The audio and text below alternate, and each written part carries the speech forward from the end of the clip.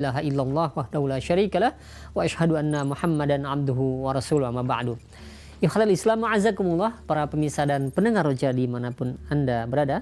Beberapa saat lagi kami akan hadirkan ke ruang dengar Anda dan ke layar kaca Anda kajian yang kami pancarluaskan dari Masjid Al-Barkah, Jalan Pahlawan, Kampung Tengah, Cilengsi, atau Komplek Radio Roja, yang mudah-mudahan kita bisa mengambil faedahnya.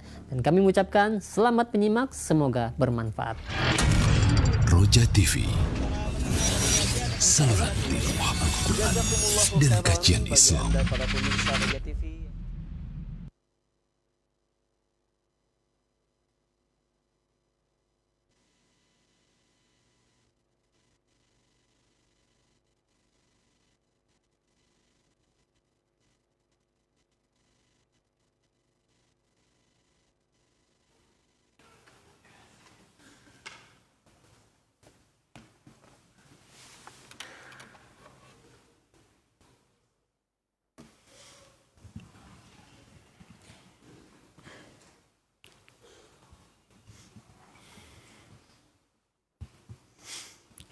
Assalamualaikum warahmatullahi wabarakatuh.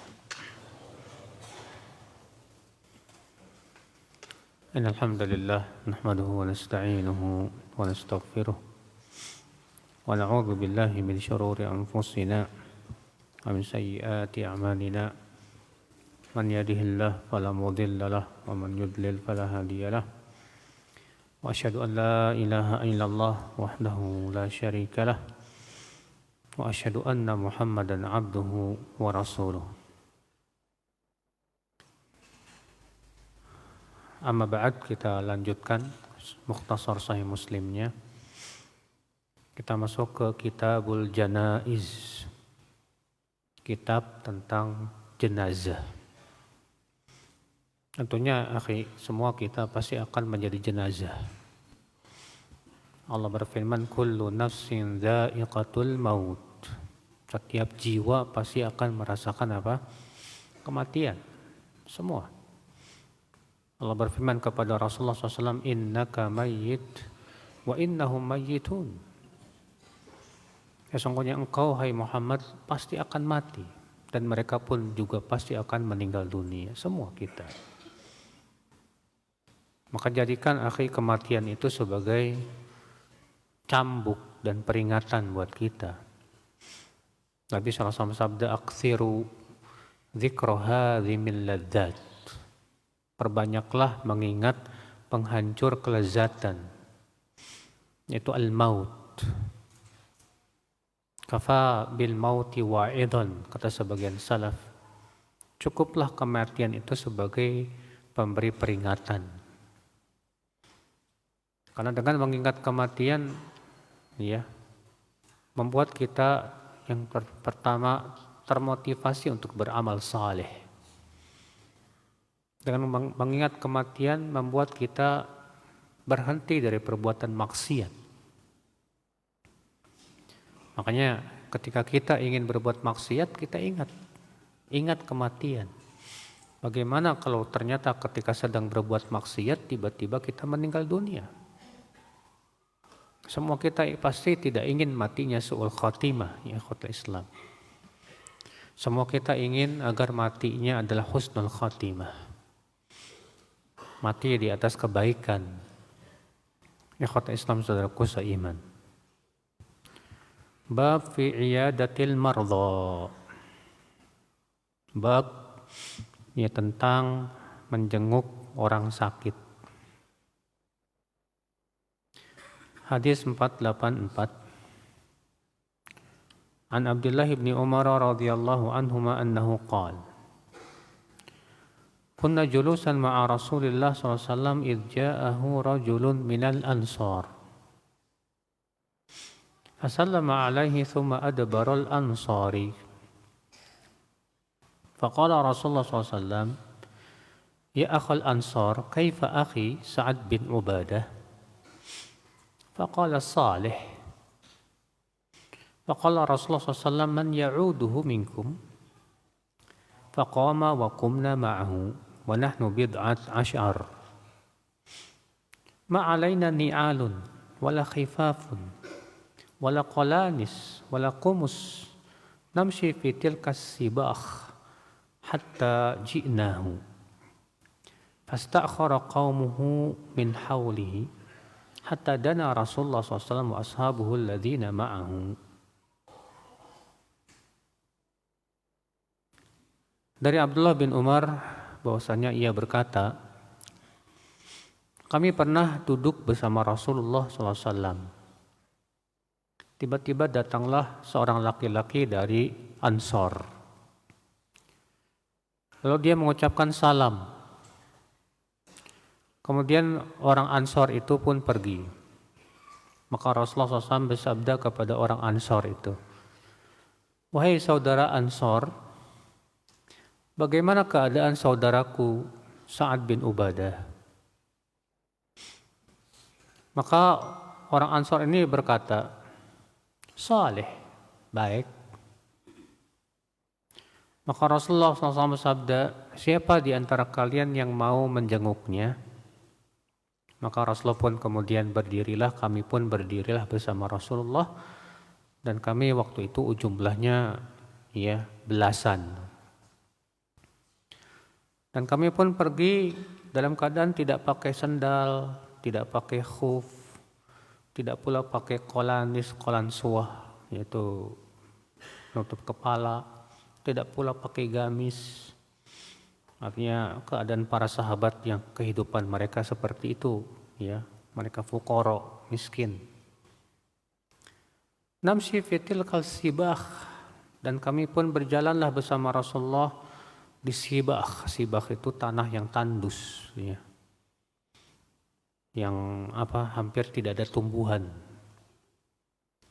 Sampai kami pun mendatangi Sa'ad bin Ubadah.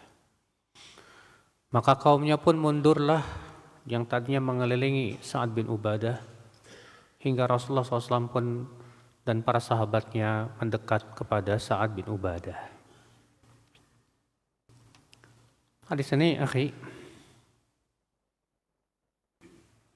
menunjukkan akan anjuran untuk menjenguk orang sakit. Terjadi ikhtilaf para ulama tentang hukum menjenguk orang sakit. Apakah menjenguk orang sakit itu hukumnya sunnah, atau menjenguk orang sakit itu hukumnya fardu kifayah?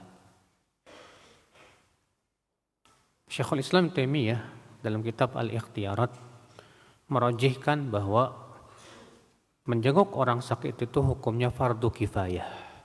Apa itu fardu kifayah? Fardu kifayah itu artinya kalau dilakukan oleh sebagian, maka yang lain jadi gugur kewajibannya. Ya. Dalilnya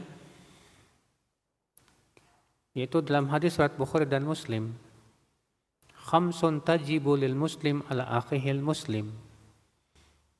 Ada 5 perkara yang wajib atas seorang muslim untuk saudara muslim yang lainnya. Di antaranya iyadatul marid, yaitu menjenguk orang sakit. Dalam lafaz yang lain, haqqul muslim 'alal muslim sittah. Hak muslim atas muslim yang lainnya ada 6. Di antaranya tadi, wa idza marida, apabila dia sakit maka hendaklah dijenguk. Iya. Juga Nabi SAW bersabda, at'imul ja'i', berilah makan orang lapar, wa'udul marid, jenguklah orang sakit. Ini perintah, sedangkan perintah pada asalnya hukumnya apa? Wajib. Ya. Dan ini juga yang dirajikan oleh Syekh Muhammad bin Shalih Utsaimin rahimahullah. Di mana ya, Syekh Utsaimin rahimahullah dalam kitab Asy-Syarhul Mumti' berkata, as-sahih annaha wajibun kifai. Pendapat yang sahih bahwa ya, menjenguk orang sakit itu hukumnya fardu kifayah. Lalu bagaimana dengan perkataan Imam Nawawi bahwa menjenguk orang sakit itu tidak wajib menurut ijma. Ya. Kata Al-Hafidz Ibnu Hajar, maksudnya bukan wajib aini, bukan fardu ain. Tapi itu antara fardu kifayah atau hukumnya apa? Sunnah. Iya. Ikhwata Islam saudaraku seiman. Dan menjenguk orang sakit itu Masya Allah keutamanya agung ya. Sebutkan dalam hadis riwayat Muslim, innal muslim idza aada akhahul muslim lam yazal fi khurfatil jannah hatta yarji. Sesungguhnya muslim, seorang muslim apabila menjenguk saudaranya sesama muslim, maka ia senantiasa berada di taman buah surga sampai ia pulang. Ya kalau taman buah dunia atau di sono Mekarsari Pak. Tapi udah tutup kali ya. Kalau taman buahnya surga saat kita apa? Menjenguk orang sakit. Iya. Ya kata Islam saudaraku seiman. Disebutkan dalam hadis riwayat Tirmidzi Rasulullah SAW sabda man 'ada maridan aw zaran akhan lahu fillah nadahu munadin antibta wa taba mamsyaka wa tabawwa'ta minal jannati manzila. Siapa yang menjenguk orang sakit atau mengunjungi saudaranya ya yang ia cintai karena Allah, maka ada malaikat yang menyeru, sungguh baik kamu dan perjalananmu sungguh bagus dan kamu akan menepati sebuah tempat di surga. Dihasankan oleh Syekh Al-Albani rahimahullah. Ya, lihat keutamaan orang yang menjenguk orang sakit atau mengunjungi temannya yang ia cintai karena Allah Subhanahu wa taala. Dalam hadis riwayat Imam Ahmad dari hadis Jabir, Rasulullah SAW sabda, man 'ada maridan lam yazal yakhudhu fi rahmah hatta yajlis. Fa idza jalasa iktamasa fiha. Siapa yang menjenguk orang sakit, senantiasa ia tenggelam dalam rahmat Allah sampai dia duduk. Apabila ia duduk, maka ia pun akan semakin tenggelam dalam rahmat Allah Subhanahu wa taala. Ya, disahihkan oleh Syekh Al-Albani rahimahullah dalam silsilah sahihah. Imam Tirmidzi juga meriwayatkan dari hadis Ali. Rasulullah SAW sabda, "Ma min muslimin ya'udu musliman ghudwah illa shalla alaihi sab'una alfa malak hatta yumsi. Wa in 'adahu 'ashiyyah illa shalla alaihi sab'una alfa malak hatta yusbih. Wa kana lahu kharifun fil jannah." Tidak ada seorang pun muslim yang menjenguk saudaranya sesama muslim di waktu pagi kecuali akan didoakan oleh 70.000 malaikat sampai sore hari. Dan tidaklah ia menjenguknya di sore hari kecuali akan didoakan oleh 70.000 malaikat sampai pagi hari. Dan ia akan memiliki di surga taman buah. Kharif itu artinya buah-buahan yang mudah untuk dipetik, Pak. Iya. Itu taman. Dan dalam riwayat Muslim bahwa Allah Ta'ala akan berfirman kepada seorang hamba, "Ya abdi, inni marid, aku sakit. Kenapa kamu tidak menjengukku?"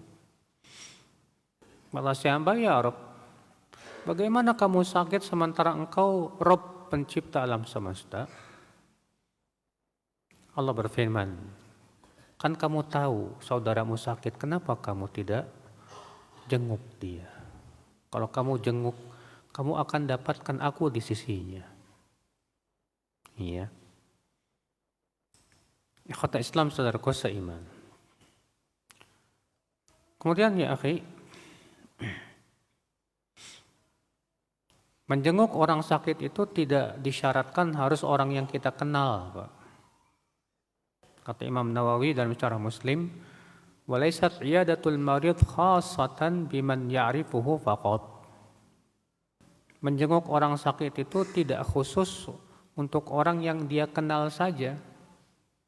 Bal hiya masyru'ah liman ya'rifuhu wa man la ya'rifuhu.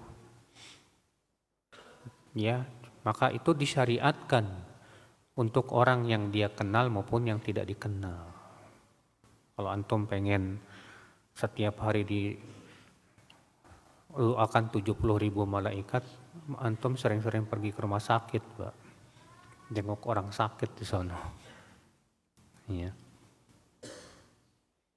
Kemudian apa batasan sakit yang wajib jenguk?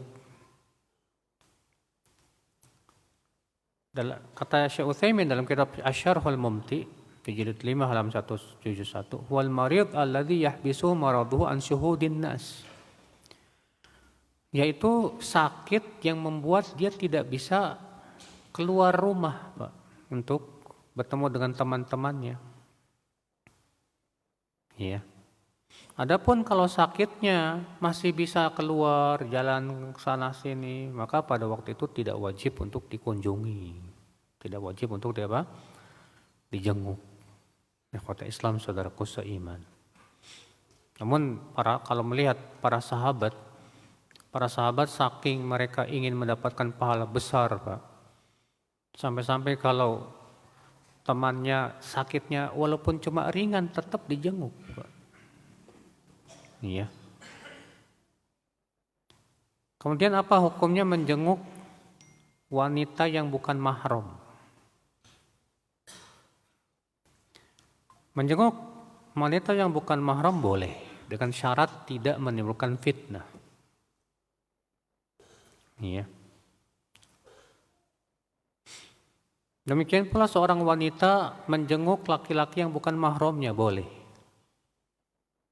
Dan itu pun juga sekali lagi syaratnya ya tidak menimbulkan fitnah.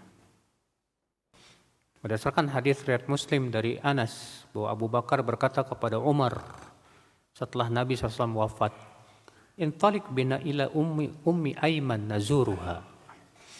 Ayo kita pergi ke rumah Ummu Aiman, kita kunjungi beliau. Kama kana Nabi SAW yazuruha wa dhahaba ilaiha, karena dahulu Nabi SAW suka mengunjunginya dan pergi ke rumahnya. Ya. Kata Ibnu Jauzi, wal aula hamlu dzalika ala man la yukhafu minha fitnah kal ajuz. Yang lebih utama adalah maksud hadis itu bolehnya adalah untuk yang tidak dikhawatirkan padanya fitnah. Seperti wanita yang sudah tua renta. Kalau masih kinclong, masih cantik banget, Pak. Ya. Fitnahnya gede, Mas. Ya, kalau memang fitnah lebih baik jangan. Karena kaidah mengatakan darul mafasid muqaddam ala jalbil masalih. Ya, menghindari mafsadah lebih didahulukan daripada mendatangkan maslahat. Bagaimana hukum menjenguk orang kafir? Kalau orang kafir sakit, boleh nggak dijenguk? Jawabnya boleh. Buktinya Nabi SAW pernah menjenguk seorang pemuda Yahudi yang sakit, Pak. Dikeluarkan Imam Bukhari dalam sahihnya.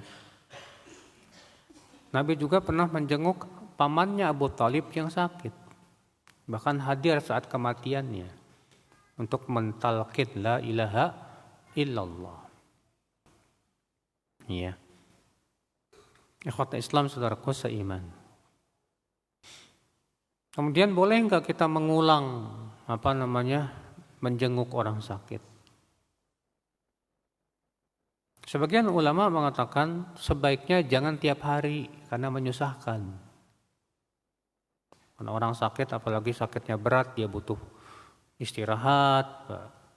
Ya. Maka kita melihat keadaannya. Karena ada sebagian orang sakit merasa senang, Pak, kalau dijenguk gitu. ketemu sama teman-temannya, jadi terhibur, sakitnya jadi lupa. Kalau seperti ini keadaannya boleh, nggak apa-apa. Iya. Kemudian hendaknya jangan lama-lama saat menjenguk orang sakit. Kenapa? Karena supaya tidak menyusahkan. Karena tujuan kita adalah, apa sih tujuan kita menjenguk orang sakit? Yang pertama mendoakan. Ya, kalau kita bisa doakan Pak. Pegang bagian yang sakit, kemudian doakan. Adhibil ba's rabban nas, ishfi anta syafi, la shifaa illa shifa'uk, shifaan la yughadiru saqama. Ya. Ikhwat Islam saudaraku seiman. Kemudian yang kedua, tujuan kita ziarah menjenguk orang sakit itu adalah dalam rangka mendapatkan rahmat dan pahala yang besar di sisi Allah Subhanahu wa taala. Ikhwat Islam saudaraku seiman. Maka ya, dengan kita duduk sebentar saja sudah dapat pahala besar itu, Pak. Setelah itu kita pergi. Ya.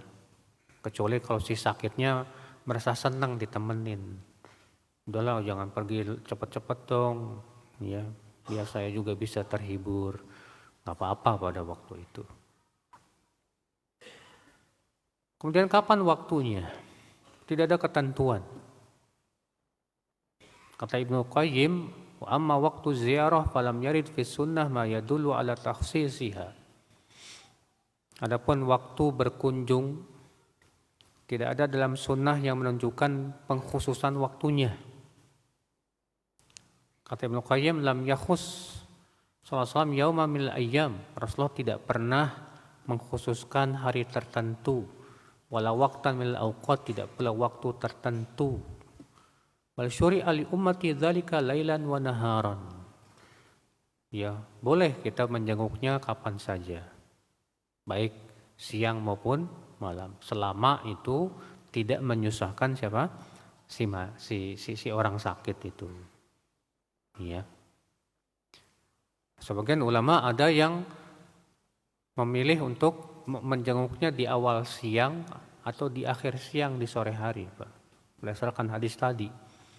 Siapa yang menjenguk di waktu pagi, maka akan didoakan oleh 70.000 malaikat sampai sore hari.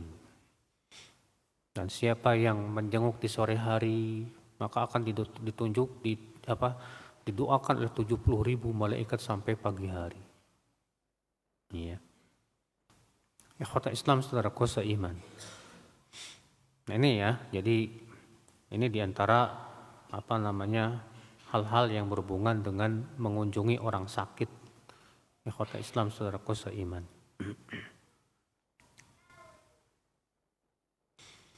Kemudian diantara faedah yang bisa kita petik dari hadis ini, Syekh Muhammad bin Shalih Al-Utsaimin rahimahullah ketika mensyarah hadis ini mengambil beberapa faedah. Faedah yang pertama kata beliau, fi hadza dalilun ala istihbabi iyadatil marid. Hadis ini menunjukkan atau dalil ya bahwa menjenguk orang sakit itu perkara yang disukai oleh syariat ini. Sudah kita sebutkan tadi yang pertama. Yang kedua, wa ardul iyadah 'alal hadirin liyashabul aid.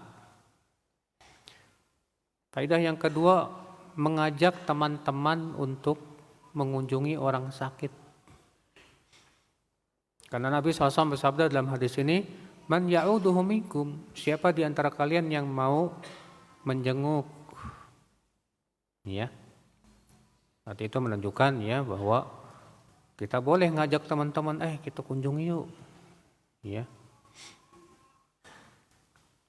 Faedah selanjutnya akal Islam, ihtifa'un Nabi SAW bi ashabihi wa su'aluhu anhum. Nabi SAW sangat memperhatikan para sahabatnya dan bertanya tentang keadaan mereka. Makanya kita kalau punya teman, Pak, kita berteman, ya, kemudian teman kita sakit, kita tanya keadaannya. Kalaupun nggak sakit pun nggak masalah. Misalnya kita nggak ngelihat dia seharian nggak kelihatan, ya, kita WA, Assalamualaikum akhi, ya, kok beberapa hari ini nggak ngelihat antum, mudah-mudahan antum sehat ya. Itu ya akhwal Islam, saudaraku seiman. Faedah selanjutnya, wa fihi aidan tawadhu'un Nabi sallallahu alaihi wasallam. Di sini menunjukkan kepada tawadhu'nya Nabi sallallahu alaihi wasallam. Karena beliau berkata, "Kaifa akhi Sa'ad bin Ubadah?" Hai, ya saudara Ansar, bagaimana keadaan saudaraku Sa'ad bin Ubadah? Masya Allah. Sa'ad bin Ubadah itu kok seorang Ansar yang ketakwaannya Masya Allah. Ya. Maka Nabi mengatakan, bagaimana keadaan saudaraku? Ya. Maksudnya saudara seiman, bukan saudara sedarah, Pak. Maka dari itu, kalau kita menyebut tentang teman kita seiman, boleh kita katakan saudaraku, dia saudaraku. Artinya saudara seiman. Ikhwata Islam, saudaraku seiman. Faedah selanjutnya, wa fihi ma kana alaihi sahabah min syaghafil 'aish wa qillati dzatil yad. Hadis ini menunjukkan bagaimana para sahabat yang hidupnya sangat kekurangan, Pak. Karena kata sahabat ini, kami pun pergilah bersama Rasulullah dalam keadaan tidak pakai sandal, tidak pakai sepatu, tidak pula qalansuwah, tidak pula gamis. Hanya pakai apa? Kain atas sama kain bawah, kayak umroh gitu. Ya. Ikhwat Islam, saudaraku seiman. Faedah selanjutnya kata Syekh Utsaimin rahimahullah, wa fihi dalil ala anna al-insan lahu an ya'udal marda walau ba'udal makan walau kana ala syai'in minal masyaqqah. Hadis ini juga merupakan dalil bahwa seorang insan hendaknya menjenguk temannya yang sakit walaupun jaraknya jauh dan perjalanannya lumayan berat. Karena sahabat ini bayangkan mengunjunginya dalam keadaan nyeker, Pak. Nggak pakai sandal, nggak pakai apa. Nyeker men. Ya. Faedah selanjutnya, fihi aidan dalilun ala ikramid dhaif. Hadis ini juga menunjukkan ya anjuran untuk menghormati tetamu. Karena ketika Nabi datang, maka kaumnya pun mundur dan mempersilahkan Nabi SAW untuk apa? Ya, menjenguk Sa'ad bin Ubadah. Allahu a'lam. Kita masuk ke bab berikutnya. Bab ma yuqalu 'indal marid wal mayyit. Apa yang diucapkan di sisi orang sakit dan orang yang meninggal. An Ummi Salamah radhiyallahu anha qalat, qala Rasulullah sallallahu alaihi wasallam, idza hadartumul marid awil mayyit faqulu khaira fa innal malaikata yu'minuna ala ma taqulun. Qalat falamma mata Abu Salamah ataitu an-nabiy sallallahu alaihi wasallam faqultu ya Rasulullah inna Aba Salamah qad mata. Qala quli Allahumma ighfirli wa lahu wa aqibni minhu uqba hasanah. Qalat faqultu fa'aqabani Allah man huwa khairul li minhu Muhammadan sallallahu alaihi wasallam. Dari Ummu Salamah, semoga Allah ya meridainya, ia berkata, Rasulullah SAW bersabda, apabila kalian menghadiri orang sakit atau menghadiri mayat, ucapkanlah kebaikan. Karena para malaikat mengaminkan apa yang kalian ucapkan saat itu. Ketika Abu Salamah meninggal dunia, aku pun mendatangi Nabi Shallallahu Alaihi Wasallam. Lalu aku berkata, wahai Rasulullah, sesungguhnya Abu Salamah sudah meninggal. Maka Rasulullah bersabda kepada Ummu Salamah, ucapkan doa ini. Allahumma gfirli walahu. Ya Allah, ampuni aku dan dia. Wa aqibni minhu uqbah hasanah.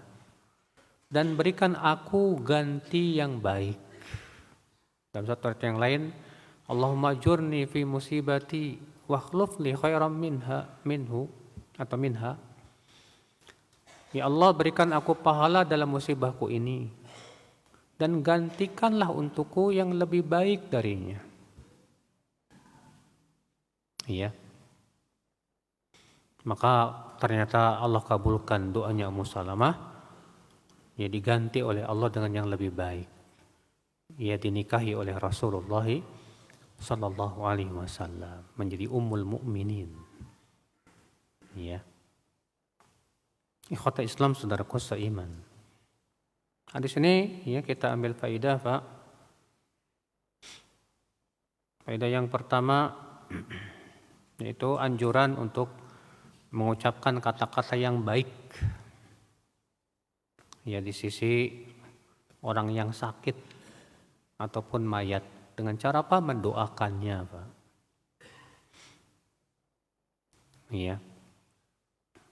Doa untuk orang yang sakit banyak, Pak. Nabi Shallallahu Alaihi Wasallam ya ketika menjenguk orang sakit dalam hadis riwayat Bukhari dan Muslim, ya ketika menjenguk Sa'ad bin Abi Waqqas, Nabi mengatakan apa? Allahumma shfi Sa'dan, Allahumma shfi Sa'dan, Allahumma shfi Sa'dan. Ya Allah sembuhkan Sa'ad, ya Allah sembuhkan Sa'ad, ya Allah sembuhkan Sa'ad 3 kali. Iya. Dan dalam riwayat Muslim, Nabi SAW memegang bagian yang sakit orang sakit tersebut, lalu mengatakan adhibil ba'sa rabban nas washfi anta syafi. La shifaa illa shifaa'uk, shifaa'an la yughadiru saqama. Hilangkanlah penyakitnya ya wahai Robnya manusia. Sembuhkanlah, engkaulah maha penyembuh.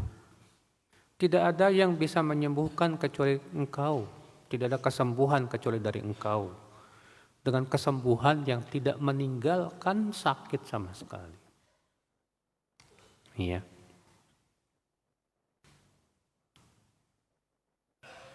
Dalam hadis riwayat Imam Ahmad dan Abu Daud, Nabi bersabda, "Man ada maridhan," siapa yang menjenguk orang sakit, lam yahdur ajaluh, yang belum hadir ajalnya. Lalu ia membaca ini 7 kali di sisinya. As'alullahal azim, Rabbal arshil azim, an yashfiyaka. Ucapkan ini 7 kali, Pak. Apa itu? As'alullahal azim, Rabbal arshil azim, an yashfiyaka. Aku mohon kepada Allah yang maha besar, pemilik aras yang besar, agar dia menyembuhkan kamu. Illa afahu Allah min dhalikal marad. Apabila dia doakan itu 7 kali, maka Allah akan sembuhkan dari penyakitnya itu. Ya. Nah, ini di antara doa-doa Nabi SAW. Juga Nabi SAW pernah mengatakan kepada orang yang sakit, la ba'sa tahurun insyaallah. La ba'sa, enggak apa-apa. Tahur, pensuci insyaallah. Artinya pensuci dosa. Ya. Nah, itu akal Islam saudaraku seiman. Nah, kemudian juga kita hibur dia dengan kata-kata yang membuat dia semangat, Pak. Ya, jangan kita membuat dia putus asa. Kemarin tetangga saya sakitnya kayak kamu, mati loh, Mas. Aduh Pak, kasihan kalau digituin. Ikhwata Islam, saudaraku seiman. Hadis ini kita ambil faidah bahwa orang yang ditinggal mati, ya, dianjurkan mengucapkan doa ini, Pak. Allahumma gfirli walahu wa aqibni minhu uqbah hasanah. Ya. Ya Allah, ampuni aku dan dia, dan berikan kepadaku ganti yang baik. Dalam satu ayat yang lain, Allahumma ajurni fi musibati. Ya Allah, berikan aku pahala dalam musibahku ini. Wakhluf li khairam minha, dan gantikan untukku yang lebih baik darinya. Ya. Kalau kita kena musibah karena ditinggal meninggal pasangan kita, musibah. Ditinggal meninggal anak juga musibah. Maka kita ucapkan doa ini, akhwat Islam, saudaraku seiman, rahimani wa rahimakumullah jami'an. Kita masuk ke bab talqin al-mauta. La ilaha illallah. Mentalkin mayat dengan mengucapkan la ilaha illallah. An Abi Sa'idin Al-Khudri radhiyallahu anhu qala Rasulullah SAW, laqinu mautakum la ilaha illallah. Talqinkan mayat kalian dengan ucapan la ilaha illallah. Di sini menunjukkan, Pak, perintah untuk mentalkin mayat. Dengan ucapan apa? La ilaha illallah.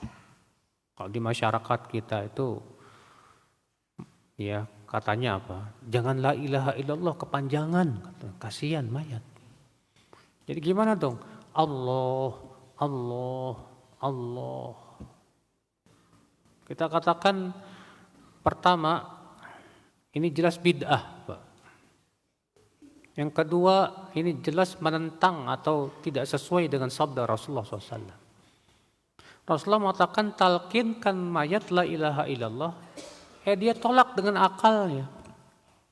Dia bilang apa? Kasihan mayat, kepanjangan la ilaha illallah katanya. Takutnya pas dia mengucapkan la ilaha, mati. Kita katakan, ya. Emang kenapa kalau dia mengucapkan la ilaha terus meninggal? La ilaha kan artinya tidak ada Tuhan, berarti dia mati ateis dong. Loh, yang salah kan bukan dia. Ya. Dia tidak salah karena dia ingin mengucapkan la ilaha illallah keburu meninggal dunia, dan Allah tahu tidak kalau dia mengucapkan mau mengucapkan la ilaha illallah. Allah tahu. Ya. Gak mungkin si hamba diadab gara-gara bukan kesalahan dia, aneh kan? Di masyarakat kita ini banyak yang anehnya, Pak. Dalil di otak-atik pakai akal, Pak. Lagian ucapan Allah, Allah saja itu bukan kalimat tauhid. Bukan kalimat apa? Tauhid. Allah berfirman, wala in sa'altahum man khalaqas samawati wal ard la yaqulunna Allah.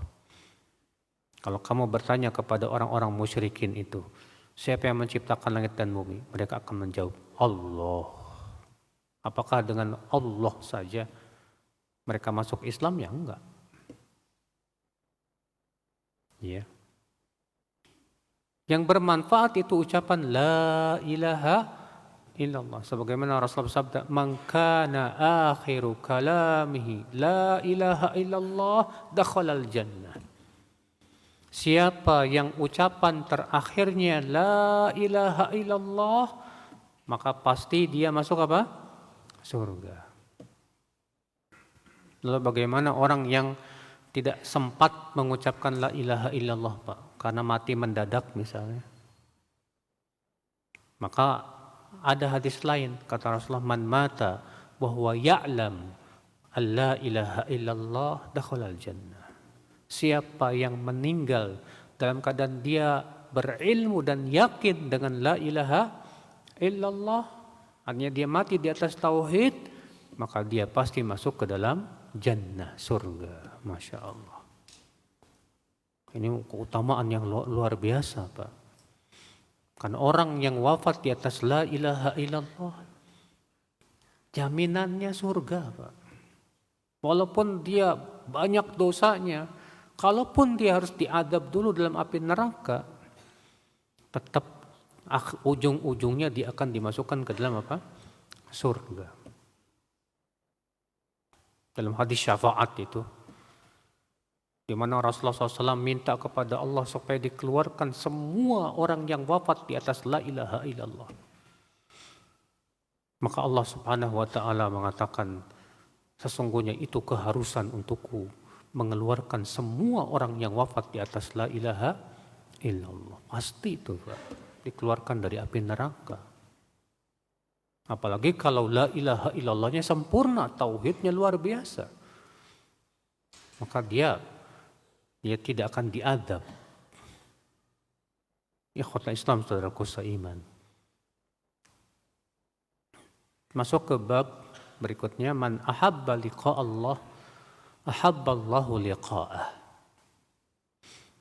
Siapa yang suka untuk bertemu dengan Allah, maka Allah pun akan suka bertemu dengan dia.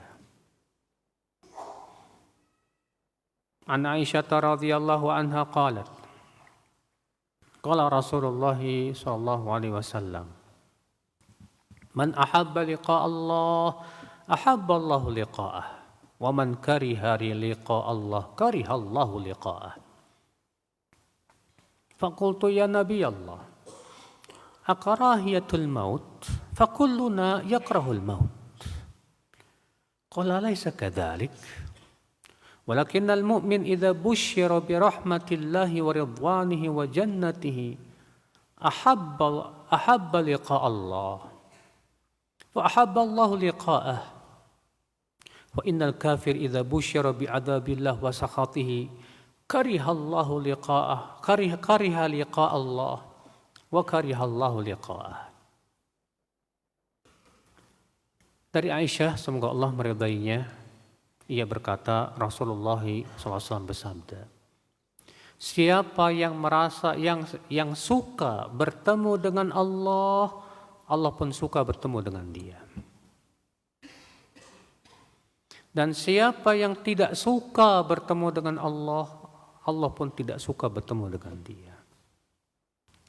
Lalu aku bertanya, kata Aisyah, wahai Nabi Allah, tidak suka mati. Semua kita kan tidak suka mati, ya Rasulullah. Kata Aisyah, bukan begitu maksudnya. Kata Rasulullah SAW. Akan tetapi mukmin apabila diberikan kabar gembira dengan rahmat Allah, keridhaan dan surganya, artinya seorang mukmin tuh Pak, ketika mau meninggal dunia sudah dikasih kabar gembira Pak, oleh para malaikat. Sudah diperlihatkan oleh Allah tempatnya di surga. Maka saat itu dia merasa suka bertemu dengan Allah. Maka Allah pun suka bertemu dengan dia. Dan sesungguhnya orang kafir apabila diberikan kabar gembira dengan adab Allah dan kemurkaannya, maka ia tidak suka bertemu dengan Allah saat itu. Maka Allah pun tidak suka bertemu dengan dia. Jadi merasa sukanya kapan? Saat di akhir hayat. Di akhir hayat, dia mau meninggal, dia diberikan kabar gembira oleh para malaikat. Sebagaimana disebutkan Allah berfirman, innal ladzina qalu rabbunallah thumma istaqamu tatanazzalu alaihimul malaikatu alla takhafu wala tahzanu wa abshiru bil jannati allati kuntum tu'adun.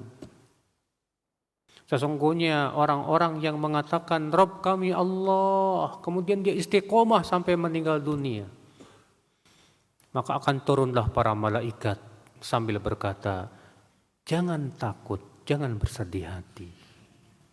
Ya, bergembiralah dengan surga yang telah dijanjikan kepadamu. Subhanallah. Ketika dia mau meninggal, para malaikat turun dan memberikan kabar gembira kepada si mukmin. Masya Allah. Maka saat itulah si mukmin merasa suka bertemu dengan Allah Subhanahu wa taala. Ikhwat Islam, saudaraku seiman. Ini yang kita harapkan ya ikhwal Islam. Kita ingin wafat kita husnul khatimah, Pak. Ya. Dan kita tidak ingin wafat kita dalam keadaan apa? Su'ul khatimah, ikhwat Islam, saudaraku seiman. Bagaimana caranya supaya kita meninggalnya seperti ini? Ketika mau meninggal, para malaikat sudah memberikan kabar gembira. Tentunya akhi, agar kita wafat husnul khatimah, Pak, ada beberapa perkara yang harus diperhatikan. Yang pertama, jagalah Allah. Niscaya Allah akan jaga kita. Rasulullah SAW sabda, ihfadillah yahfadka. Jagalah Allah, niscaya Allah akan jaga kamu. Al-Hafidh Ibn Rajab dalam kitab Jami'ul Ulum wal Hikam menafsirkan. Kata beliau, ihfadillah, jagalah Allah artinya ihfad hududahu wa awamirahu wa nawahiyahu. Jagalah Allah artinya jaga batasan-batasan Allah, jaga perintah-perintah Allah, jaga larangan-larangan Allah. Apa balasannya? Yahfadka, Allah akan jaga kamu. Kapan dijaga? Kata Ibnu Rajab, ketika kita hidup. Allah jaga badan kita, Allah jaga harta kita, Allah jaga keluarga kita, Allah jaga keturunan kita. Dan ketika kita sakaratul maut, Allah jaga kita. Dan di akhirat Allah akan jaga kita dari api neraka. Kenapa? Karena kita menjaga perintah-perintah Allah. Berupa sholat, zakat, puasa. Semua yang Allah perintahkan kita jaga, saudaraku. Kita jaga larangannya, kita tinggalkan semua larangannya. Kita tidak mendekati semua yang dilarang oleh Allah Subhanahu wa taala. Masya Allah. Maka siapa yang ingin matinya husnul khotimah, ini Pak, hadisnya Pak. Ihfadillaha yahfadka. Jaga Allah, niscaya Allah akan apa? Menjaga kamu. Ya. Kemudian yang kedua, berdoa, banyak doa agar Allah berikan kepada kita husnul khatimah. Gak apa-apa kita minta, Allahumma inni as'aluka husnul khatimah. Ya Allah, aku mohon kepada Engkau husnul khatimah, ya Allah. Ya. Saudaraku seiman rahimani wa rahimakumullah jami'an. Yang ketiga, jauhi sebab-sebab yang menyebabkan kita tidak bisa husnul khatimah. Jauhi sebab-sebab yang mengakibatkan kita bisa mati su'ul khatimah, Pak. Contohnya sebabnya apa, Pak? Maksiat atau berteman dengan teman-teman yang buruk. Ya.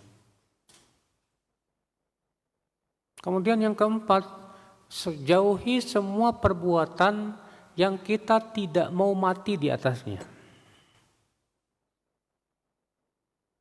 Jauhi semua perbuatan yang kita tidak mau mati di atasnya. Antum mau nggak mati dalam keadaan lagi main game? Nggak mau, ya udah jangan lakukan. Mau nggak kita meninggal dunia dalam keadaan kita sedang apa? Sedang karaokean. Nggak mau, ya udah jangan lakukan. Mau nggak kita meninggal dunia dalam keadaan kita sedang chattingan sama akhwat yang bukan mahram? Nggak mau, ya udah jangan lakukan. Semua yang kita tidak mau untuk mati di atasnya, tinggalkan. Iya, tinggalkan, saudaraku seiman. Udah masuk Isya. Naam, fadhal, adzan.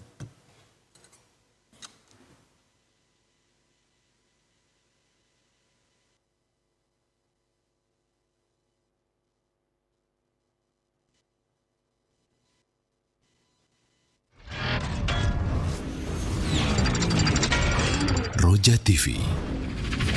Demikianlah ikhwatal Islam ma'azakumullah, para pemirsa dan pendengar Roja dimanapun Anda berada, kajian ilmiah yang telah kami hadirkan dan kami telah pancarluaskan dari Masjid Al-Barkah, Jalan Pahlawan, Kampung Tengah, Cilengsi. Mudah-mudahan menjadi ilmu yang bermanfaat untuk kita semua. Wassalamualaikum warahmatullahi wabarakatuh. Roja TV, saluran tilawahat Al-Quran dan kajian Islam.